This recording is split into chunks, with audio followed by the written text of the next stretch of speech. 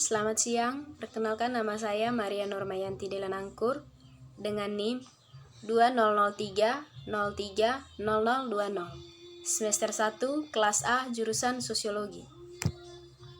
Pada kesempatan ini saya akan menjelaskan review dari buku kedua pengantar Sosiologi. Sosiologi pengantar yang singkat. Sosiologi sebuah pengantar yang singkat adalah sering didefinisikan sebagai ilmu yang mempelajari tentang masyarakat atau the study of the society.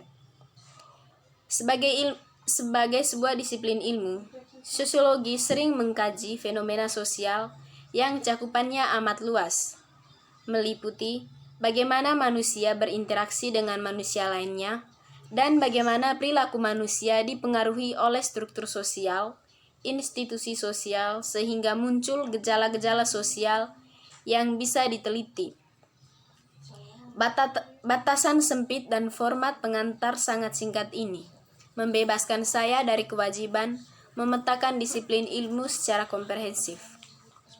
Sebaliknya, saya akan mencoba menyampaikan esensi khas dari visi sosiologis.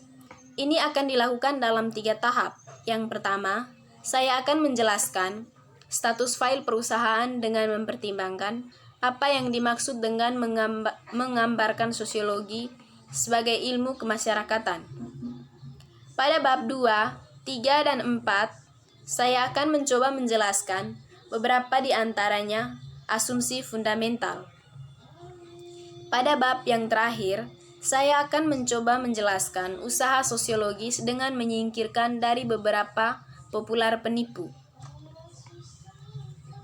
Sebaliknya, saya akan mencoba menyampaikan esensi khas dari visi sosiologis. Yang pertama, saya akan menjelaskan status file perusahaan dengan mempertimbangkan apa yang dimaksud dengan menggambarkan sosiologi sebagai ilmu kemasyarakatan. Yang kedua, pada poin 2, 3, dan 4, saya akan mencoba menjelaskan beberapa di antaranya asumsi fundamental. Pada poin yang ketiga atau poin yang terakhir, saya akan mencoba menjelaskan usaha sosiologis. 1. Menjelaskan status file perusahaan dengan mempertimbangkan apa yang dimaksud dengan menggambarkan sosiologi sebagai ilmu kemasyarakatan. A. Status sosiologis untuk meringkas. Keberatan apapun yang mungkin kita miliki tentang seberapa dekat ilmuwan sebenarnya sesuai dengan standar tinggi yang ditetapkan. Dalam pernyataan mereka terprogram tentang apa yang mereka lakukan dan mengapa itu berhasil. Kami tidak perlu diragukan lagi bahwa ilmu pengetahuan yang menawarkan yang terbaik untuk memperoleh pengetahuan tentang dunia material. Kritis penalaran pengumpulan bukti yang jujur dan rajin, tunduk serta ide untuk menguji konsistensi internal dan kesesuaian dengan yang terbaik yang tersedia bukti, mencari bukti yang membantah daripada mendukung argumen, terlibat dalam pertukaran ide dan data terbuka, tidak dibatasi oleh komitmen ideologis. Semua ini bisa terjadi, menguntungkan diadopsi oleh ilmu sosial. 2. Pada poin 2, 3, dan 4, saya akan mencoba menjelaskan beberapa di antaranya asumsi fundamental. Yang pertama, mendefinisikan sosiologis. Kebanyakan disiplin ilmu dapat dijelas baik dengan fokus perhatian mereka atau dengan asumsi dasarnya. Dengan demikian, kita dapat mengatakan bahwa atau kita dapat mengatakan bahwa para ekonomi berasumsi bahwa prinsip dasar perilaku manusia adalah keinginan untuk memaksimalkan.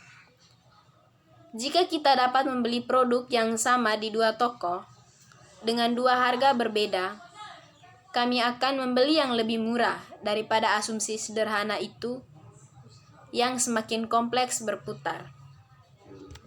Sistem peradilan pidana merupakan proses kompleks sosial yang bertulang konstruksi. dengan setiap elemen didorong oleh kepentingannya sendiri dan dengan setiap elemen dipengaruhi oleh pengambilan keputusan pada tahap lainnya. Polisi penanganan kekerasan dalam rumah tangga merupakan contoh yang baik dari umpan balik tersebut. Pada tahun 1960-an, sudah umum bagi polisi untuk mengabaikan pembantu rumah tangga, meskipun sosialisasinya menjadi norma-norma budaya belum begitu lengkap untuk mencegah dia membunuh.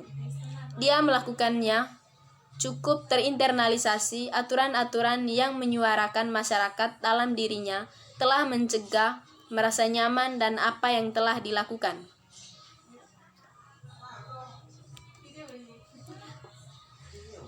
Berbicara tentang hati nurani memungkinkan saya untuk menyatakan kembali poin yang tersirat di bagian pertama, bagian dari bab ini. Manusia menjadi sosial saat eksternal kontur budaya mereka direplikasi di dalam pikiran dan pikiran mereka dan pikiran kepribadian mereka. Untuk melihat kembali ke metafora terikal yang digunakan sebelumnya, di masyarakat sukses yang stabil, para aktor tidak hanya membaca. Mereka adalah aktor metode yang telah sangat mendalami di bagian yang tidak memerankan dan menjalaninya. Saya sudah mengidentifikasi suatu revisi skala besar dari fenomena ini ketika saya berbicara tentang masyarakat sebagai sistem peran yang sangat terikat.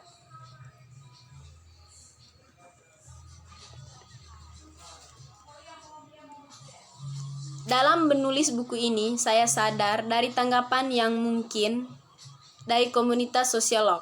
Sebuah badan besar penelitian sosiologi pendidikan sangat efektif menggunakan ramalan yang terpenuhi dengan sendirinya untuk menjelaskan bagaimana sekolah secara tidak sengaja memproduksi kelas sosial. Kami tahu dari survei berulang bahwa anak-anak orang tua memiliki kesempatan yang jauh lebih tinggi untuk diri mereka dan pekerjaan mereka. Sosiologi berbeda dari akal sehat dalam menentang citra kesukaan kita tentang diri kita sendiri sebagai pencipta pikiran dan tindakan kita sendiri. Bukan itu, kita sering menganggap diri kita sebagai tuan atas takdir kita sendiri, kapten industri, visioner agama, dan pemimpin politik mungkin melihat diri mereka sendiri sebagai roh bebas, tetapi kebanyakan dari kita memiliki gagasan yang cukup bagus tentang di mana kita berada di tiang totem. Tidak kurang dari itu, rasa identitas kita mengandaikan bahwa ada independen dari pasang surutnya kekuatan sosial. Saya mungkin tidak dapat mencegah standar hidup saya dipengaruhi oleh perubahan suku bangsa, tapi saya bisa memutuskan makanan apa yang saya makan, partai politik mana yang akan saya dukung, gereja mana atau jika ada yang saya dukung, dan bagaimana saya harus menjadi pendukung. Yang ke B, penyebab dan konsekuensi penyebab. Dalam pembahasan sebelumnya, saya telah membuat poin yang jelas tentang kenyataannya. Dikonstruksi secara sosial, ia tidak kurang memiliki sifat yang abadi dan menindas kualitas karena bagian yang salah satu dari kita mainkan dalam konstruksi itu sepele. Bahkan pemberontakan sadar kita melawan ketertiban, cenderung mengikuti garis yang telah ditentukan sebelumnya. Salah satunya dengan cara itu, sosiologis berbeda dari akal sehat dan menentang citra kesukaan kita tentang diri kita sendiri sebagai pencipta pikiran dan tindakan sendiri. Namun, jika ingin ada penjelasan tentang perilaku manusia, ia harus memiliki pola hidup yang teratur. Dan keteraturan itu setidaknya sebagian akan menjadi disebabkan oleh kekuatan di luar kendali dan kondisi kita. Paradoks antara kebebasan dan kendala diungkapkan dengan rapi oleh yang pertama itu menurut Karl Marx, ketika dia mengatakan bahwa kami membuat nasib kami sendiri, tetapi tidak dalam keadaan kita sendiri.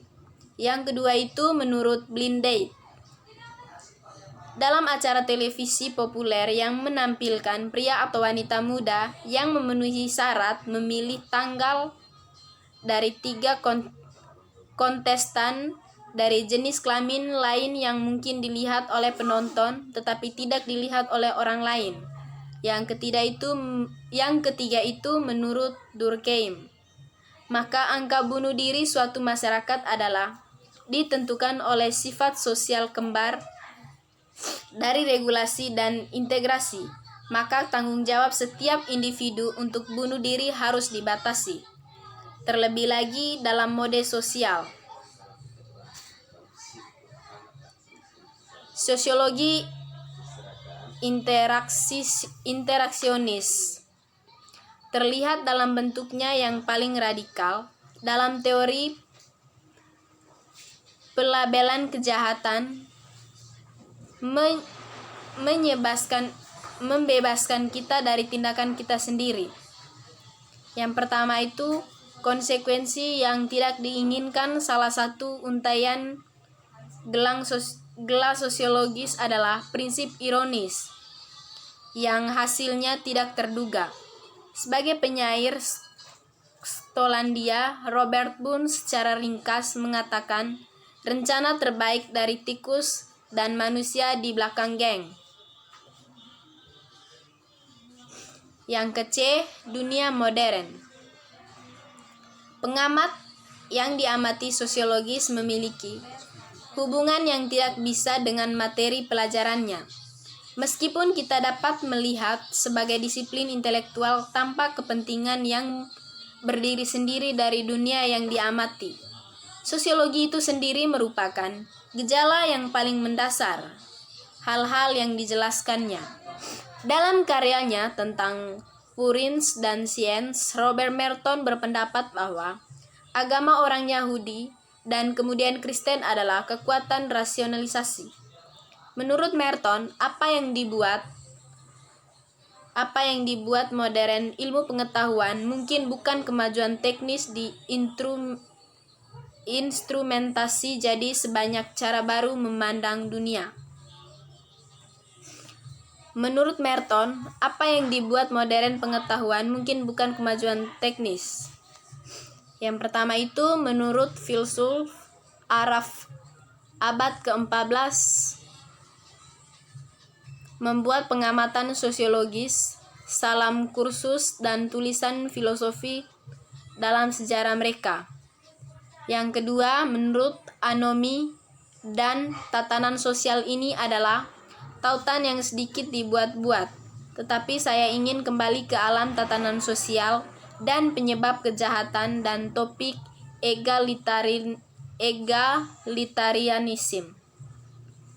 Yang berikut konsekuensi dan kebijakan sosial yang ironis untuk menghindari pergaulan. Salah satu konsekuensi yang sangat penting dari sifat ironis dan aksi sosial telah bertahan sampai saat ini. Kunci proposisi sosiologis bahwa sebagian besar dunia kita tidak disengaja dan tidak penting bukan hanya untuk memahami mengapa sesuatu tidak berjalan sesuai dengan rencana, tetapi juga untuk memahami mengapa segala sesuatu seperti apa adanya. Pada poin terakhir ini, saya akan mencoba menjelaskan usaha sosiologis. Para penipu poin-poin sebelumnya telah mencoba memberikan gambaran tentang tema sosiologi dan cita rasa khas dari visi sosiologi tersebut. Yang pertama itu menurut Impover dan Utopia. Antara para pencela kita dan bukan tidak diketahui dalam disiplin sosiologis atau harus di bisnis membantu orang lain. Yang kedua itu, berkepihakan ilmu-ilmu sosial sangat rentan terhadap pengkhianatan prinsip karena premis sentral salah satu untayan gelang pesona dapat memberikan jaminan untuk keberpihakan. Yang berikut, objektif dan panggilan. Mempertanyakan kedudukan akan penjelasan kami sendiri dalam mempertahankan materialistis nilai. Pada titik ini, saya ingin menawarkan pembelaan atas ambisi objektivitas. Para partisan berpendapat bahwa ilmu sosial objektif tidak mungkin karena sosiolog tidak dapat melampaui pandangan mereka sendiri tentang dunia yang dibatasi secara ideologis. Yang berikut, relativisme. Jika satu tanggapan terhadap masalah ideologi adalah keberpihakan dan tanggapan lain adalah relativisme, yang membawa saya kembali ke subjek postmodernisme. Jika realitas tidak dapat diketahui dan jika tidak ada akun sosial yang objektif dan akurat, maka kita tidak dapat melakukan lebih dari pembuatan tanpa akhir deskripsi parsial tentang seperti apa dunia itu. Itu saja, sekian dan terima kasih.